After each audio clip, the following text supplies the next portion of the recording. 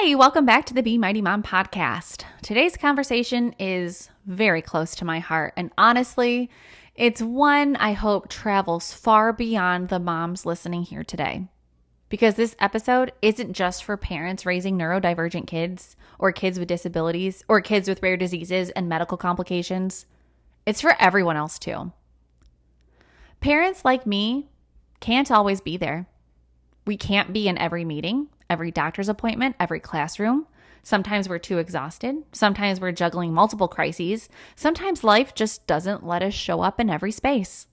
And when that happens, our kid still needs a voice. They still need people willing to step up and advocate for them and for us. So today, I want to talk about what that looks like, why families like mine need allies, how you can be one, and how to teach others to carry our stories forward when we're not there. Welcome to the Be Mighty Mom podcast. I'm your host, Ash, mom to an autistic child with a rare disease, boundary setter, and your voice of fierce, honest truth. This isn't just support, it's a movement where we ditch the fluff, get honest about autism and rare disease, and what it really takes to advocate for our kids, especially with family.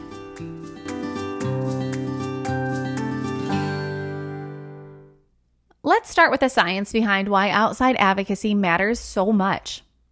Research shows that when parents of autistic kids or kids with developmental disabilities advocate, whether it's pushing for services, explaining needs, or fighting insurance denials, it directly improves their child's outcome. But here's the kicker. Advocacy is exhausting. It's like another full-time job on top of parenting. One Canadian study looked at families raising autistic children and found that parents described advocacy as a journey. First, they had to express concerns and get people to listen. Then came the endless process of diagnosis, fighting for services, removing barriers, and building the skills to advocate effectively. Parents literally said, "We had to become experts overnight." Now imagine you're a single parent, or you've got multiple kids, or your child's medical complexity means you're in the hospital more than you're at home. That advocacy energy runs out fast. And that's where allies step in. Friends, relatives, teachers, church members, even coworkers. They can help carry that advocacy torch when we're too tired to lift it. Because systems don't wait for parents to be rested. They keep moving whether we're ready or not. So what does advocacy actually look like when it's done by someone outside the home? Sometimes it's simple. An aunt who attends an IEP meeting when the parent can't. A neighbor who drives to an appointment and takes notes. A friend who calls the insurance company on speakerphone just to be backup. But sometimes it's bigger. Standing in front of a school board and saying, "Hey, kids like my friend's child needs sensory-friendly classrooms." Or explaining to another parent at the playground why a child who doesn't talk is still communicating. Here's a saying from disability rights leader Judy Heumann, one of the mothers of the modern disability movement. She said, "I want to see feisty, disabled people change the world." And I'd add, I want to see feisty allies changing it too. Advocacy doesn't have to mean legal action or marching on Washington. It can simply mean standing beside us and saying, "I believe this child deserves dignity. I believe this parent deserves respect. And I'm going to help them carry that load." If you're raising a sensory-seeking daredevil like me, then you need Outtree. Outtree is dedicated to crafting sensory toys that combine comfort and play to help our kids find calm, focus, and joy.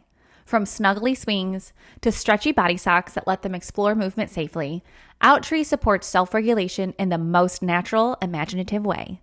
Visit Outtree.com and use code BeMightyMom in all caps for 15% off. That's Outtree.com with code BeMightyMom in all caps for 15% off. Bring a safe place to play and explore into your home with Outtree. One of the most powerful things allies can do is teach other adults. Let me give you an example. Let's say I send my son to Sunday school. If I can't be there, I need another parent or teacher to explain, hey, if he doesn't make eye contact, don't assume he's ignoring you. He's listening. He just processes differently. That's teaching. That's carrying forward our voice when we're not there. Rod Page once said, there is no more powerful advocate for children than a parent armed with information and options. But I'd argue there's also no more powerful ally than an adult who listens to parents and then carries that information forward faithfully. When you do that, you're not just supporting one child, you're helping build a more inclusive community where every child is understood. Let's look at history for a second, because advocacy has literally changed the law of the land. Take Julie Beckett. In the 1980s, her daughter Katie needed a ventilator to breathe. Medicaid rules at the time said kids had to stay in hospitals to get coverage. Julie fought back. She worked with President Reagan's administration and eventually changed federal policy. Now, hundreds of thousands of medically complex kids can receive care at home under what's called the Katie Beckett waiver. That started with one mom who refused to accept the system as it was. Or Judy Human. She had polio as a child and used a wheelchair. Her school tried to keep her out, saying she was a fire hazard. She went to sue New York City and won, and became one of the most influential disability rights leaders in the world. She helped get the Americans with Disabilities Act passed. Both of these women show what parent and community advocacy can do. But here's the thing. They didn't do it alone. They had allies, friends, lawyers, teachers, politicians who stood beside them. In our day-to-day lives, allies don't have to change federal law. They just have to show up. Maybe you're the teacher who advocates for sensory breaks.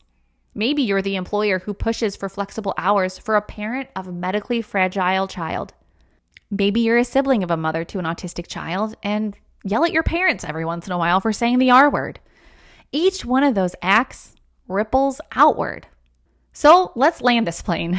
What does real everyday allyship look like? Here are 5 things you can do right now. Number 1, listen first. Ask the parent, what's most helpful for me to know about your child?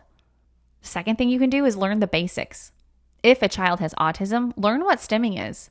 If they have a seizure, know the emergency protocol.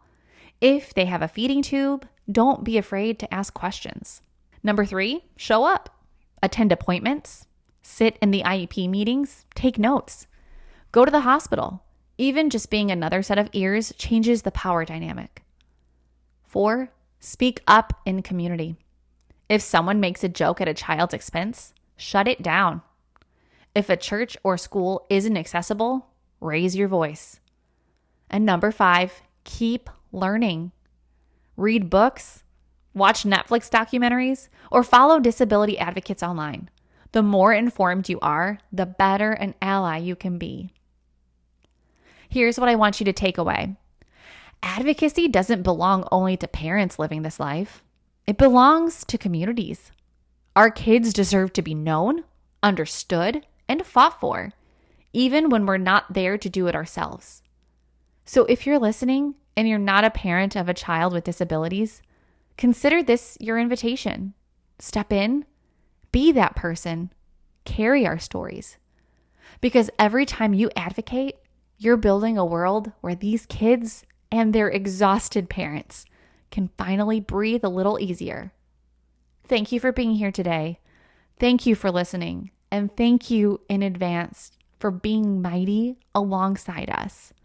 Until next time, stay strong, stay kind, and advocate like a mother.